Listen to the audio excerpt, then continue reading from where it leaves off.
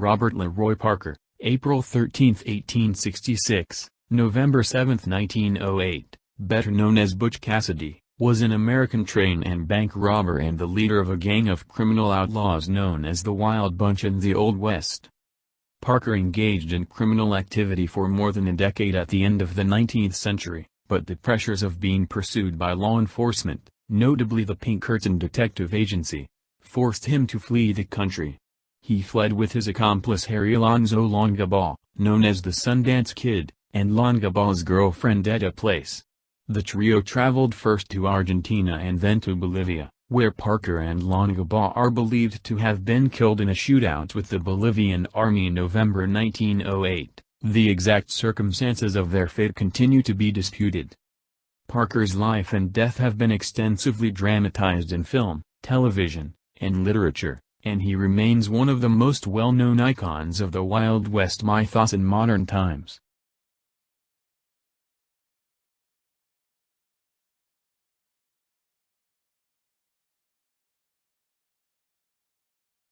Robert LeRoy Parker was born on April 13, 1866, in Beaver, Utah Territory, the first of 13 children of British immigrants Maximilian Parker and Anne Campbell Gillies. The Parker and Gillies families had converted to the Mormon faith while still living in the United Kingdom. Maximilian Parker was 12 years old when his family arrived in Salt Lake City in 1856 as Mormon pioneers. Anne Gillies was born and lived in Tyneside in northeast England before immigrating to the U.S. with her family in 1859 at age 14. The couple was married in July 1865. Robert Parker grew up on his parents' ranch near Circleville, about 215 miles, 346 kilometers, south of Salt Lake City. Parker fled his home as a teenager, and while working on a dairy ranch, met cattle thief Mike Cassidy. He subsequently worked on several ranches, in addition to a brief apprenticeship with a butcher in Rock Springs, Wyoming, where he got his nickname, by the word butcher, which morphed later into Butch, to which he soon added the last name Cassidy in honor of his old friend and mentor.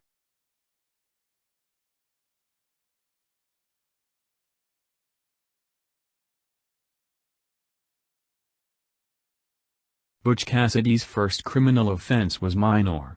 Around 1880, he journeyed to a clothier's shop in another town but found it closed. He broke into the shop and stole a pair of jeans and some pie, leaving an IOU promising to pay on his next visit. The clothier pressed charges, but Cassidy was acquitted by a jury. He continued to work on ranches until 1884, when he moved to Telluride, Colorado, ostensibly to seek work, but perhaps to deliver stolen horses to buyers. Cassidy led a cowboy's life in Wyoming and Montana before returning to Telluride in 1887, where he met Matt Warner, the owner of a racehorse. Cassidy and Warner raced the horse at various events, dividing the winnings between them. 1889 to 1895. Cassidy's first bank robbery took place on June 24, 1889, when Warner, two of the McCarty brothers, and robbed the San Miguel Valley Bank in Telluride. Businessman L.L. Nunn had taken a controlling interest in the bank the previous year. The robbers stole around $21,000, equivalent to $598,000 in 2019, after which they fled to the Robbers' Roost, a remote hideout in southeastern Utah. In 1890, Cassidy purchased a ranch on the outskirts of Du Bois, Wyoming. This location is across the state from the notorious Hole in the Wall, a natural geological formation, and a popular hideout for outlaw gangs, including Cassidy's, during the era. Cassidy's ranching was possibly a facade for clandestine activities, perhaps with hole-in-the-wall outlaws, as he was never financially successful at ranching. Cassidy's ranch used the unmistakable brand of Reverse E, Box, E. In early 1894, Cassidy became involved romantically with the rancher and outlaw Ann Bassett. Her father was a rancher who did business with Cassidy, supplying him with fresh horses and beef. That same year, Cassidy was arrested at Lander, Wyoming, for stealing horses and possibly for running a protection racket among the local ranchers there. He was imprisoned in the Wyoming State Prison in Laramie, where he served 18 months of a 2-year sentence. He was released and pardoned in January 1896 by Governor William Alfred Richards. He became involved briefly with Bassett's older sister Josie before returning to Anne.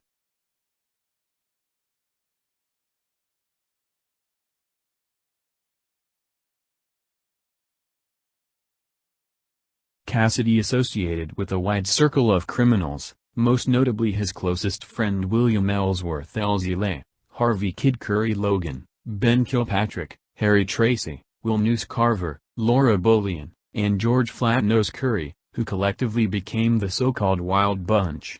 The gang assembled sometime after Cassidy's release from prison in 1896, and took its name from the Doolin Dalton Gang, also known as the Wild Bunch. On August 13, 1896, Cassidy, Logan, and Bob Meeks robbed the bank at Montpelier, Idaho, escaping with roughly $7,000. Cassidy recruited Harry Alonzo Longabaugh, also known as the Sundance Kid, into the gang soon after. Bassett, and Lay's girlfriend Maud Davis all joined Cassidy at Robber's Roost in early 1897. The four hid there until early April when Lay and Cassidy sent the women home so that the men could plan their next robbery. They ambushed a small group of men carrying the payroll of the Pleasant Valley Coal Company in the mining town of Castlegate, Utah, on April 22, 1897, stealing a sack containing $7,000 in gold, with which they fled back to the Robber's Roost. On June 2, 1899, the gang robbed a Union Pacific Overland Flyer passenger train near Wilcox, Wyoming, a robbery that earned them a great deal of notoriety and resulted in a massive manhunt. Many notable lawmen took part in the hunt, but they did not find them. Kid Curry and George Curry had a shootout with lawmen following the train robbery, killing Sheriff Joe Hazen. Tom Horn, a killer for hire employed by the Pinkerton National Detective Agency, was told by explosives expert Bill Speck about the Hazen shooting. Pinkerton detective Charlie Siringo was then assigned the task of capturing the outlaws. He became friends with Elfie Longiski, who was using the last name Curry after becoming pregnant by Kid Curry's brother Lonnie Logan, and Siringo intended to locate the gang through her. On July 11, 1899, Lay and others were involved in a Colorado and Southern Railroad train robbery near Folsom, New Mexico, which Cassidy might have planned and personally directed. A shootout ensued with local law enforcement, during which Lay killed Sheriff Edward Farr and Henry Love. Lay was convicted of murder and sentenced to life imprisonment at the New Mexico State Penitentiary. The Wild Bunch typically separated following a robbery and fled in different directions, later reuniting at a predetermined location such as the Hole in the Wall, Robber's Roost, or Fanny Porter's brothel in San Antonio.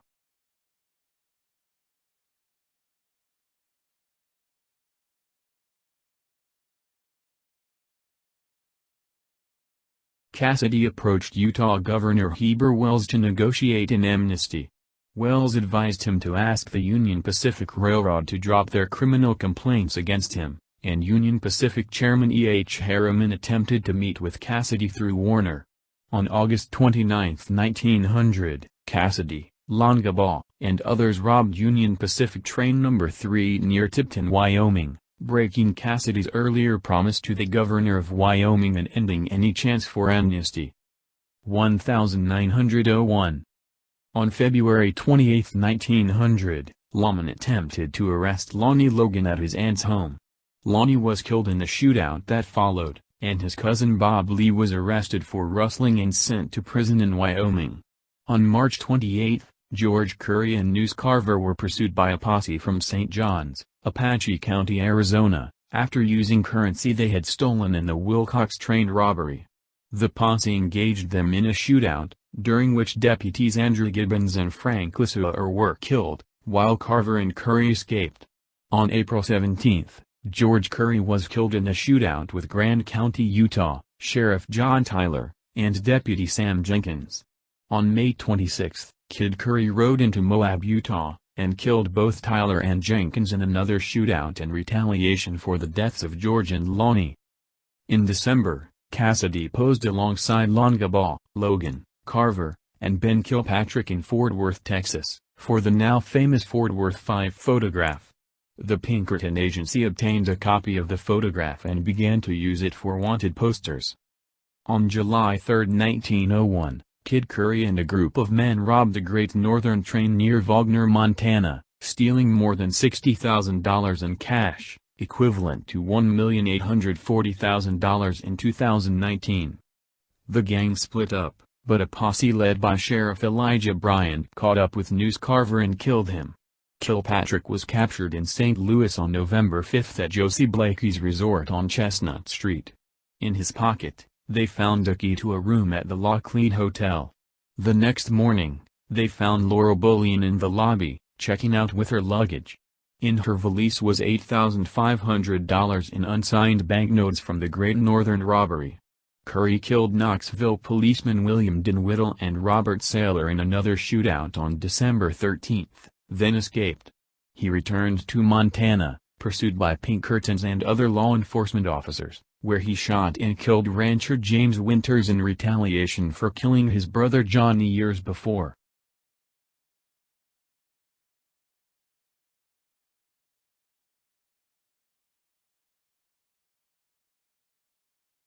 Cassidy and Longabaugh fled to New York City, feeling continuous pressure from the numerous law enforcement agencies pursuing them and seeing their gang falling apart. They departed from there to Buenos Aires, Argentina aboard the British steamer Herminius on February 20, 1901, along with Longabaugh's companion Etta Place. Cassidy posed as James Ryan, Place's fictitious brother. They settled in a 4-room log cabin on a 15,000-acre ranch that they purchased on the east bank of the Rio Blanco near Calilla, just east of the Andes in the Chubut.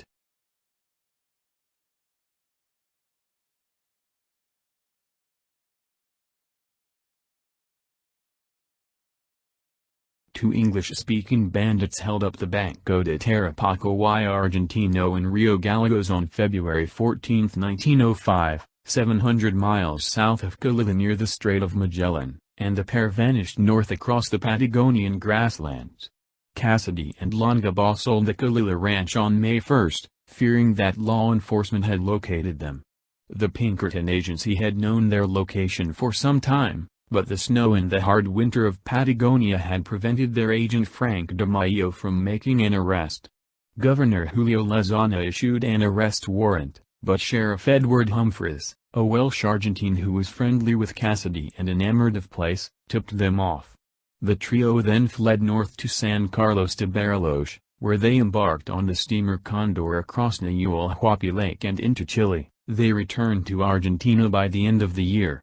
Cassidy, Longabaugh, Place, and an unknown male associate robbed the Banco de la Nación Argentina branch in Villa Mercedes on December 19, 400 miles west of Buenos Aires, taking 12,000 pesos.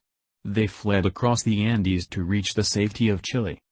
On June 30, 1906, Place decided that she had enough of life on the run, so Longabaugh took her back to San Francisco. Cassidy obtained honest work under the alias James Santiago Maxwell at the Concordia tin mine in the Santa Vera Cruz range of the central Bolivian Andes, where Longabaugh joined him upon his return. Their main duties included guarding the company payroll. The two traveled to Santa Cruz in late 1907, a frontier town in Bolivia's eastern savanna, still wanting to settle down as respectable ranchers.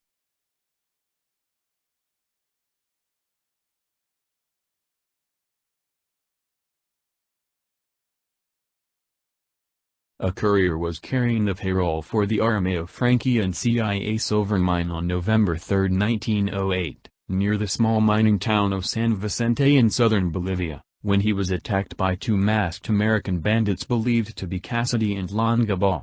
Witnesses saw them 3 days later in San Vicente, where they lodged in a small boarding house owned by miner Bonifacio Casasola. Casasola became suspicious of them because they had a mule from the Armeo mine, identifiable from the company's brand. He notified a nearby telegraph officer, who notified the Ibarra cavalry regiment stationed nearby. The unit dispatched 3 soldiers under the command of Captain Justo Concha, and they notified the local authorities. The soldiers, the police chief, the local mayor, and some of his officials all surrounded the lodging house on the evening of November 6, intending to arrest the Armao robbers. As they approached the house, the bandits opened fire, killing one of the soldiers and wounding another, and starting a gunfight which lasted for several hours into the evening and the night. At around 2 a.m., during a lull in the fighting, the mayor heard a man scream 3 times inside the house, then 2 successive shots were fired from inside the house. The authorities entered the house the next morning, where they found 2 bodies with numerous bullet wounds to the arms and legs. The man assumed to be Longabaugh had a bullet wound in the forehead, and the man thought to be Cassidy had a bullet hole in the temple. The local police report speculated that judging from the positions of the bodies, Cassidy had probably shot the fatally wounded Longabaugh to put him out of his misery, then killed himself with his final bullet. The Tupiza police identified the bandits as the men who robbed the Armao payroll transport, but the Bolivian authorities did not know their real names, nor could they positively identify them. The 2 bodies were buried at the small San Vicente cemetery, near the grave of a German miner named Gustav Zimmer. American forensic anthropologist Clyde Snow and his researchers attempted to find the graves in 1991, but they did not find any remains with DNA matching the living relatives of Cassidy and Longabaugh. In 2017, a new search was launched for Cassidy's grave, which zeroed in on a mine outside Good Springs, Nevada. The dig found human remains, but they did not match the DNA provided.